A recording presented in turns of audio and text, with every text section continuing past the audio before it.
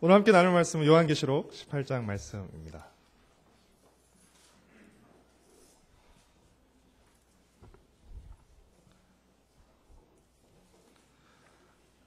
저 여러분이 한 절씩 교독하고 마지막 절은 함께 읽도록 하겠습니다. 이 일 후에 다른 천사가 하늘에서 내려오는 것을 보니 큰 권세를 가졌는데 그의 영광으로 땅이 환하여지더라.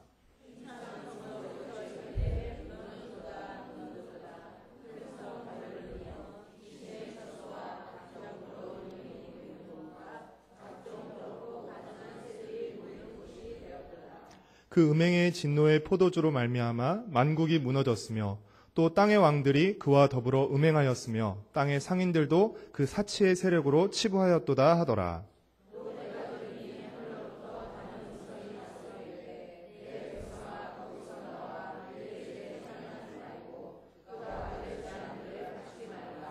그의 죄는 하늘에 사무쳤으며 하나님은 그의 불의한 일을 기억하신지라.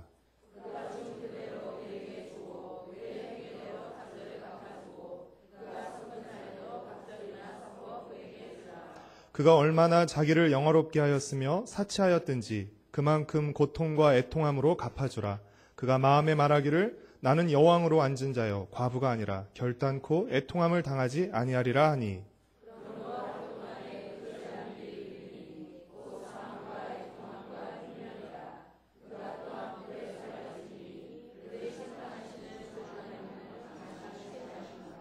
그와 함께 음행하고 사치하던 땅의 왕들이 그가 불타는 연기를 보고 위하여 울고 가슴을 치며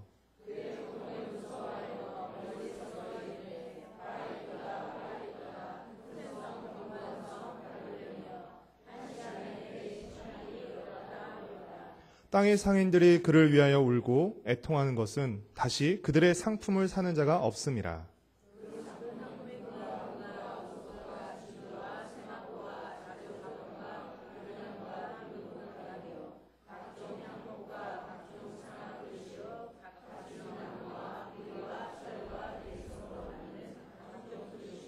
계피와 향료와 향과 향유와 유향과 포도주와 감람류와 고운 밀가루와 미리오 소와 양과 말과 수레와 종들과 사람의 영혼들이라.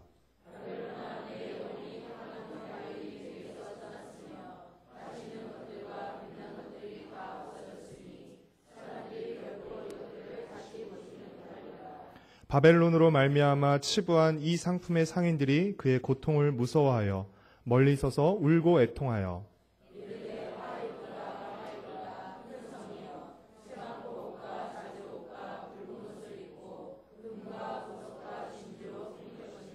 그러한 부가 한 시간에 망하였도다. 모든 선장과 각처를 다니는 선객들과 선원들과 바다에서 일하는 자들이 멀리 서서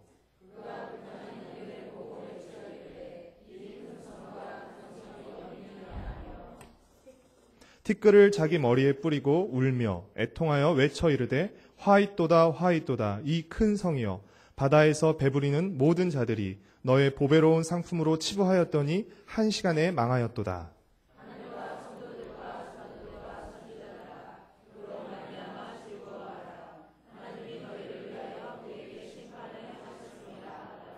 이에 한 힘센 천사가 큰 맷돌 같은 돌을 들어 바다에 던져 이르되 큰 성 바벨론이 이같이 비참하게 던져져 결코 다시 보이지 아니하리로다.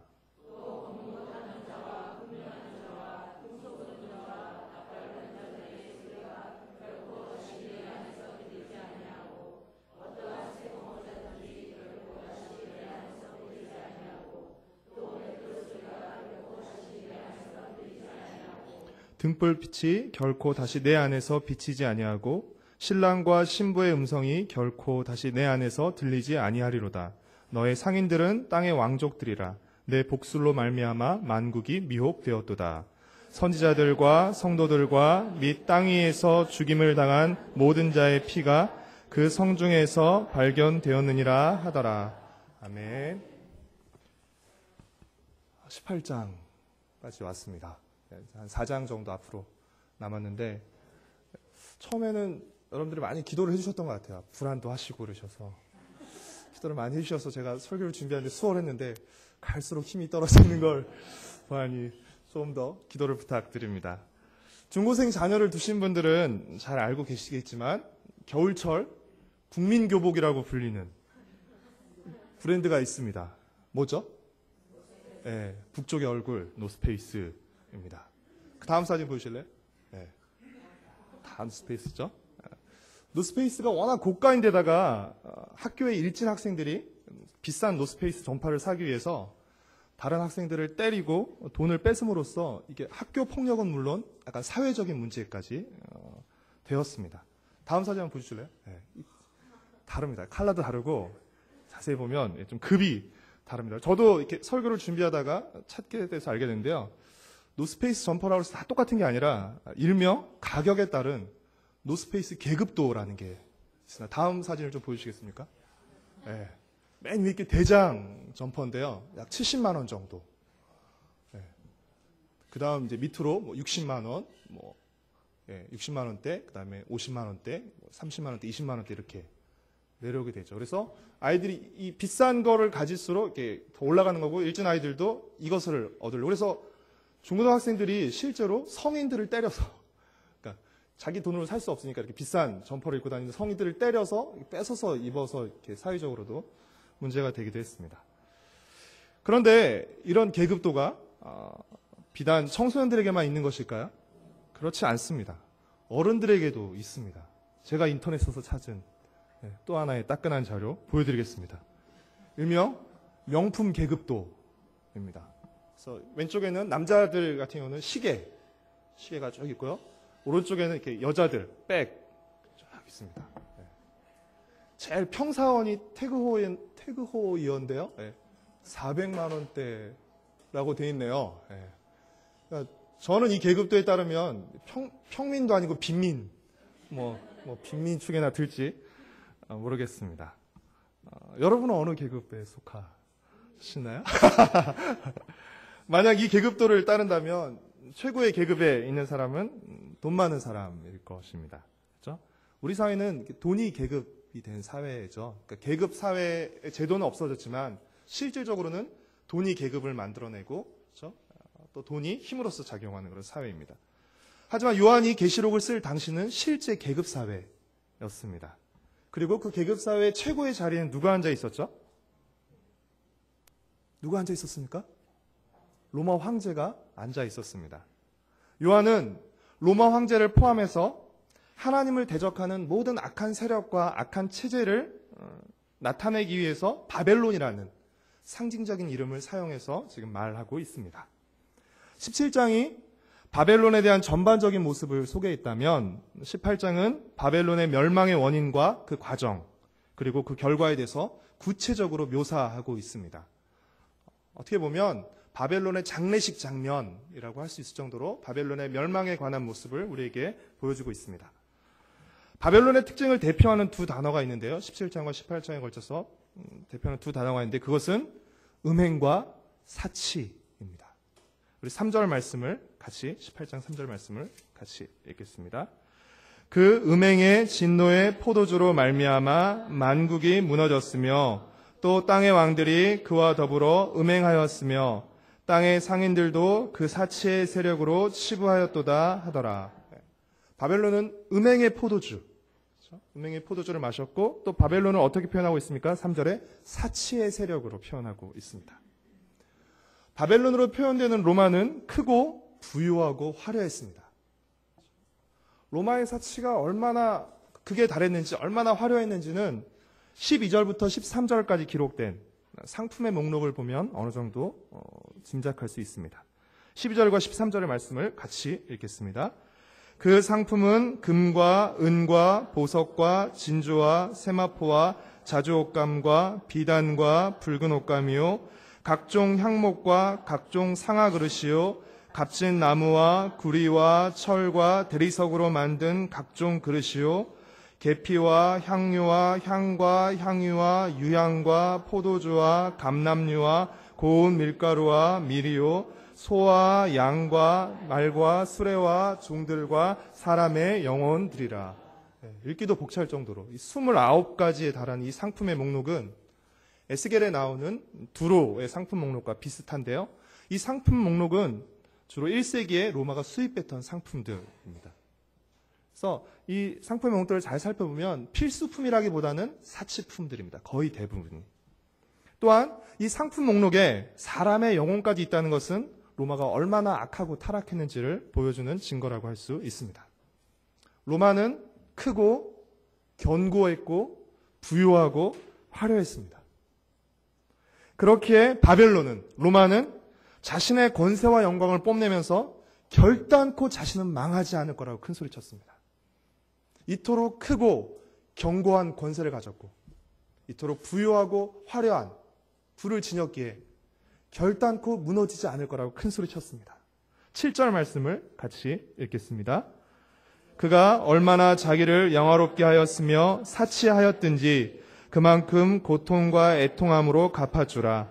그가 마음에 말하기를 나는 여왕으로 앉은 자요 과부가 아니라 결단코 애통함을 당하지 아니하리라 하니. 나는 여왕이요. 그렇죠? 결단코 과부가 되지 않을 것이고 애통하지 않을 것이다. 그렇죠? 비유적으로 말하고 있는 것이죠. 그러나 하나님은 그토록 오만하게 큰 소리 치던 바벨론을 일순간에 무너뜨리실 것입니다.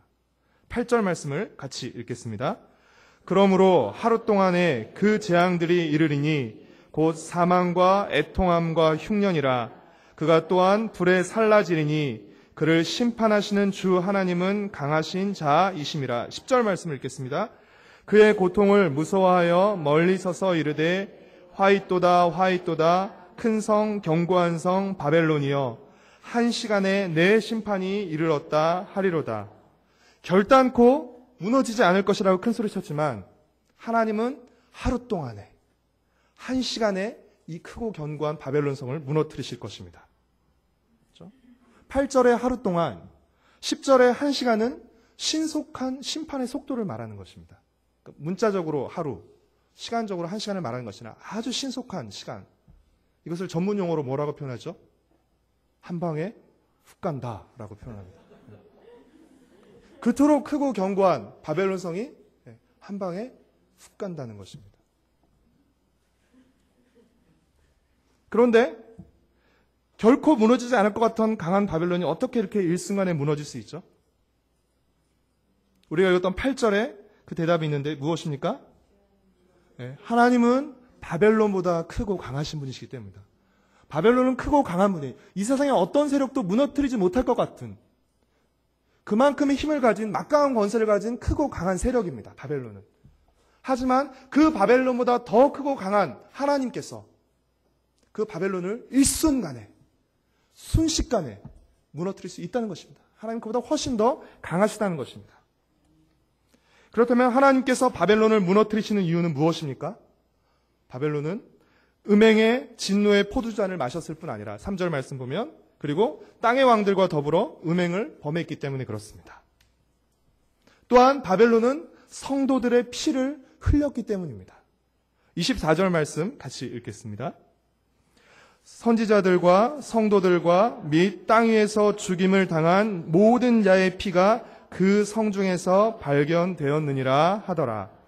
하나님께서 바벨론을 무너뜨리시는 이유는 바벨론이 음행으로 성도들을 미혹하고 또 박해하며 성도들을 피 흘리게 했기 때문입니다.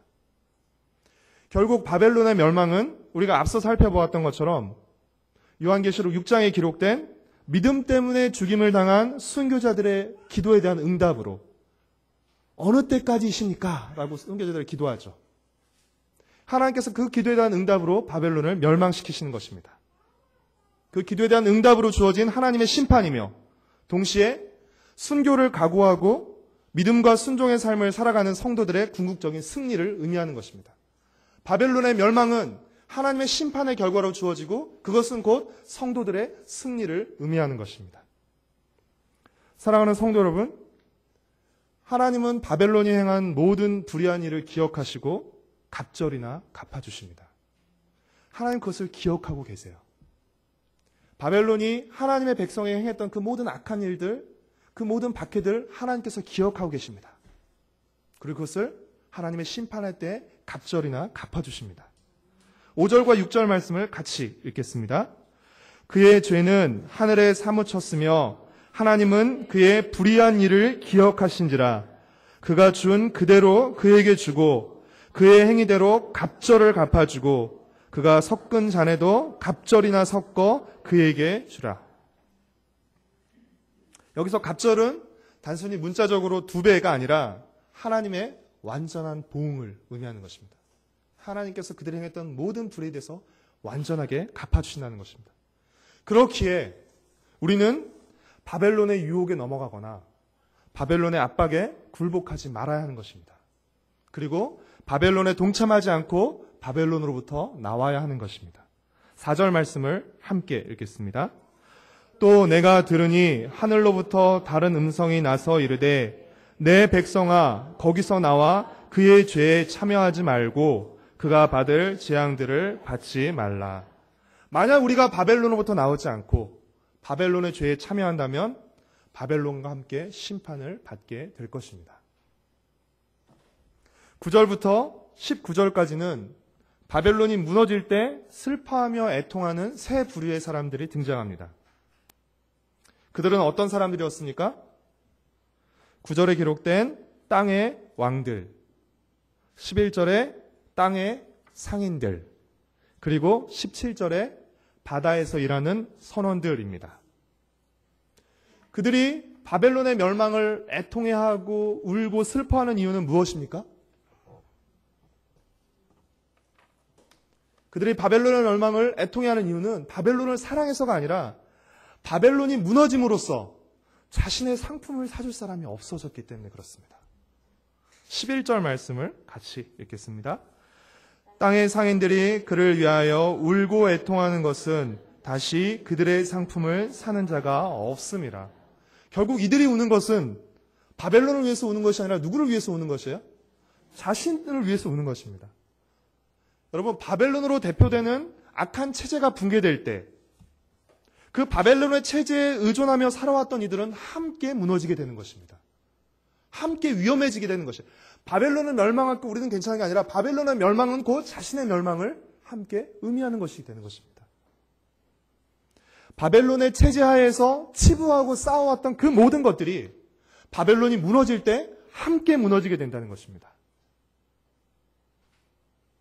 바벨론에게 빌붙고 바벨론과 함께한 자들이 바벨론의 멸망을 슬퍼하고 애통할 때 정반대의 반응을 보이는 사람들이 있습니다. 그들은 누구입니까? 20절 말씀을 같이 읽겠습니다. 하늘과 성도들과 사도들과 선지자들아 그로 말미암아 즐거워하라. 하나님이 너희를 위하여 그에게 심판을 행하셨음이라 하더라. 바벨론이 멸망했을 때 그 바벨론과 함께 지내왔던 바벨론 체제 속에서 살아왔던 이들은 함께 애통하며 울고 위험에 처합니다. 하지만 정반대의 반응을 보이는 하늘의 성도들과 사도들과 선지자들은 어떤 반응을 보입니까? 기뻐하고 즐거워합니다. 이들은 누구죠? 끝까지 믿음을 지킨 성도들입니다. 이는 바벨론의 멸망이 단순히 바벨론의 멸망이 아니라 하나님의 심판과 연결되어 있고 이것은 곧 성도들의 승리와도 연결되어 있다는 것을 보여주는 것입니다.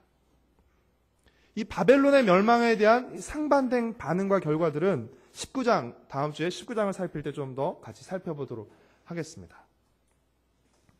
21절부터 23절까지는 멸망당한 바벨론의 모습을 보여줍니다.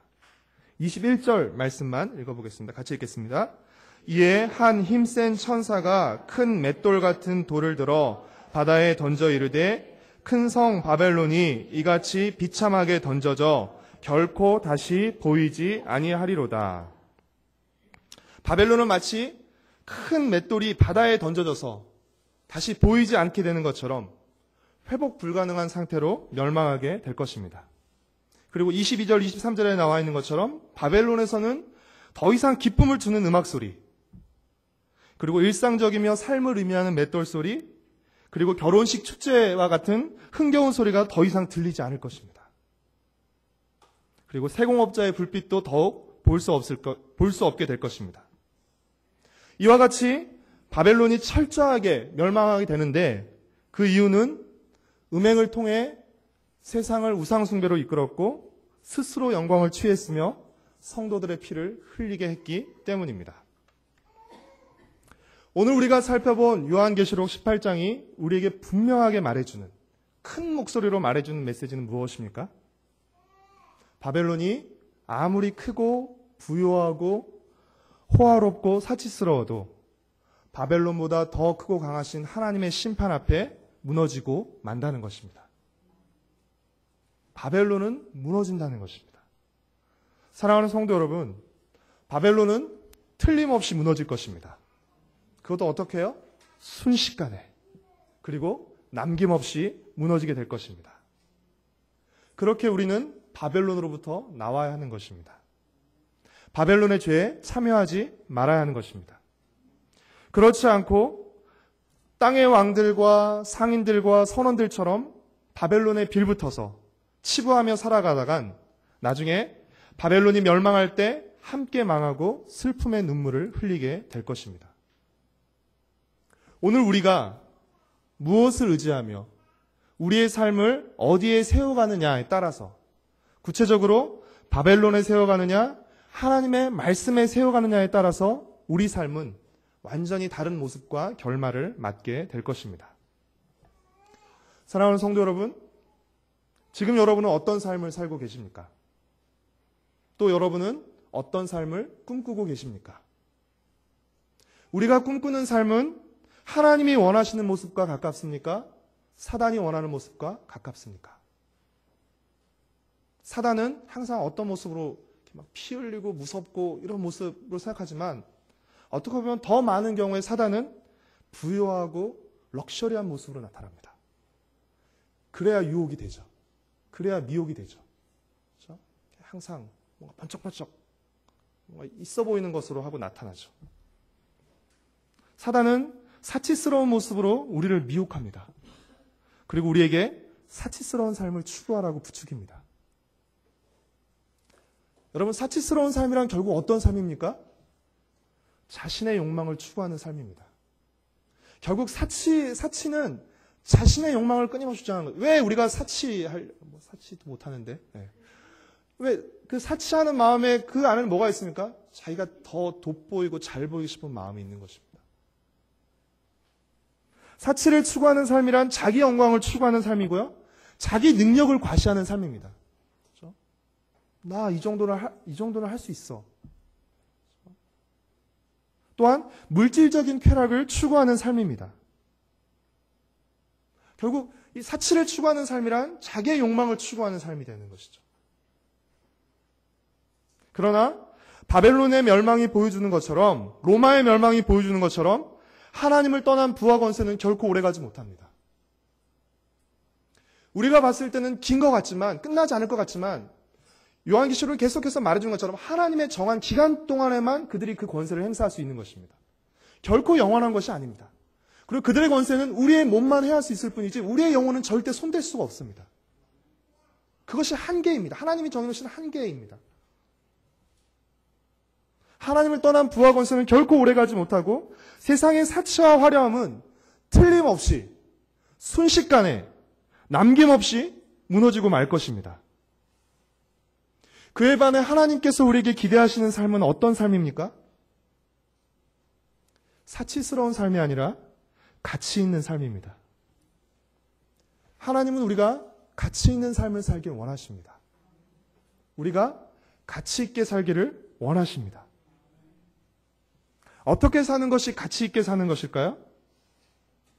참되고 영원한 가치를 쫓아 사는 것입니다. 그것은 바로 참되고 영원한 하나님의 가치를 쫓아 사는 것입니다.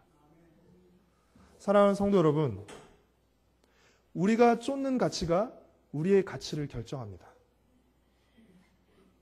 우리가 쫓는 가치가 우리의 가치를 결정해요. 우리가 무엇을 쫓느냐에 따라서 우리의 가치가 결정되는 것입니다. 하나님께서 왜 우상을 숭배하지 말라고 하셨을까요? 기분 나빠서 싫어서? 우상은 헛된 것이고 거짓신입니다. 아무것도 아닙니다. 헛된 것을 섬기면 나도 어떤 존재가 되는 것이에요? 헛된 존재가 되는 것이에요. 우리를 위해서 하나님께서 우상을 섬기지 말라고 하시는 것이에요. 하나님을 섬길 때, 참된 하나님, 영광의 하나님을 섬길 때 우리의 존재도 영광의 존재가 되고 참된 존재가 되는 것입니다. 세상의 가치를 쫓으면 세상의 가치가 일시적으로는 가치 있는 존재가 되지만 세상의 가치가 사라지면 우리의 가치도 함께 사라지게 되는 것입니다. 만약 그렇죠? 환전이 가능하긴 하지만 우리나라에 돈이 아무리 많이 있어도 우리나라 돈을 쓸 수 없는 곳에 가면 그 가치는 사라지게 되는 것이에요. 의미 없게 돼요. 세상의 가치라는 것은 일시적이라는 것이죠. 영원하지 않은 일시적인, 사라지는, 변하는 그 가치를 쫓아 살면 그것이 변하고 사라질 때 내 가치도 함께 사라지게 되는 것입니다. 그러나 영원한 하늘의 가치를 쫓아 살면 우리의 가치도 영원하게 될 것입니다. 그 가치가 변치 않기에, 그 가치가 영원하기에 그 가치를 쫓았던 우리의 삶도 영원하게 되는 것이죠. 우리의 삶이 존귀하고 가치 있는 삶이 되는 것입니다. 세상의 가치는 가격에 의해 매겨집니다. 앞서서 보여드렸던 계급도 보셨죠? 어떤 사람이 있느냐, 있고 뭘 하느냐 하나도 중요하지 않아요. 그렇죠? 돈만 많이 내면 살 수 있어요. 그렇죠? 그리고 그걸 산 사람들은 있는 사람으로 여겨줍니다. 대우해줍니다. 하지만 하늘의 가치는 무엇에 의해 매겨집니까? 하늘의 가치는 가격에 의해 매겨지지 않습니다. 하나님의 가치는 하나님의 뜻에 의해 매겨집니다. 다시 말하면 하나님의 말씀에 의해 매겨집니다. 우리 인생의 진정한 가치는 세상의 가격이 아닌 하나님의 뜻에 달려 있습니다. 우리가 이것을 확신해야 합니다. 이것을 붙들고 이것을 확신할 때 우리가 말씀대로 살 수 있는 힘이 여기서부터 비롯되는 것이에요. 3주 전에 홍정일 목사님께서 주일 설교 시간에 소개해 주신 서서평 선교사님 이야기 기억하고 있는데요. 그 선교사님의 자서전 제목이 무엇인지 기억하십니까? 바보야? 성공이 아니라 섬김이야. 그렇죠? 성공이 세상의 가치라면 섬김은 하늘의 가치입니다. 그러니까 세상의 기준으로 보면 이 삶은 실패한 삶이라고 볼 수 있죠. 그렇죠? 가진 것도 없고 뭐 어떻게 한 것도 사실 세상적으로는 가격으로 매길 수 있는 것들 별로 없습니다. 하지만 하나님께서는 그의 삶을 어떻게 평가하실까요? 사람들은 그 사람이 있는지도 몰라. 저도 처음 알았어요. 그렇게 훌륭하신 분이 계시다는 것을 저도 처음 알았습니다. 하나님은 어떻게 평가하실까요? 삼자 이야기 아니라 오늘 우리는 하나님 앞에 어떤 평가를 받는 삶을 여러분 꿈꾸고 계십니까? 그냥 단지 세상에서 평가받고 세상에서 존경받는 그 정도의 삶으로만 우리가 지금 꿈꾸고 목적을 하고 있지는 않습니까? 저는 이 책 제목을 오늘 주제와 관련해서 약간 바꾼다면 이렇게 말하고 싶습니다. 성도야, 사치가 아니라 가치야. 사랑하는 성도 여러분, 사치를 쫓지 말고 가치를 쫓으십시오. 세상의 가치를 쫓지 말고 하나님의 가치를 쫓으십시오. 하나님의 가치를 쫓는 것은 억지로 하는 것이 아니에요. 더 큰 가치에 눈 뜰 때, 더 큰 가치라는 것을 우리가 인식하게 될 때 그것은 자연스럽게 나오는 반응입니다. 밭에 숨겨진 보화 이야기가 우리에게 그것을 말해주죠. 그렇죠? 밭에 어마어마한 그 보화가 숨겨진 것을 발견했습니다. 이 사람이 고민했을까요? 내가 이 밭을 사야 되는 이거에 대해서 고민했을까요? 팔면서 이것도 팔아야 돼 이러면서 고민했을까요? 아니요. 기쁘게. 그렇죠? 내가 모든 가치를 쏟아 부어도 내가 얻게 되는 그 가치가 더 크다는 것을 그는 알고 있었기 때문에 그 모든 과정은 기쁨으로, 자원함으로 이루어졌을 것입니다. 우리가 더 큰 하나님의 가치에 눈 뜰 때, 더 영원한 하나님의 가치에 눈 뜰 때, 참된 하나님의 가치에 눈 뜰 때, 우리는 세상의 가치를 내려놓을 수 있게 되는 것이죠. 그리고 더 큰 것을 붙잡기 위해서 달려나갈 수 있게 되는 것이죠. 한 방에 훅 갈 바벨론의 사치를 쫓지 말고 영원히 누리게 될 하나님의 가치를 추구하는 저와 여러분, 우리 모두가 되기를 소망합니다. 바벨론의 가치를 추구하는 세상 속에서 하나님 나라의 가치를 추구하고 하나님 나라를 드러내는 우리 세대로교회 공동체가 되기를 간절히 소망합니다. 우리 함께 같이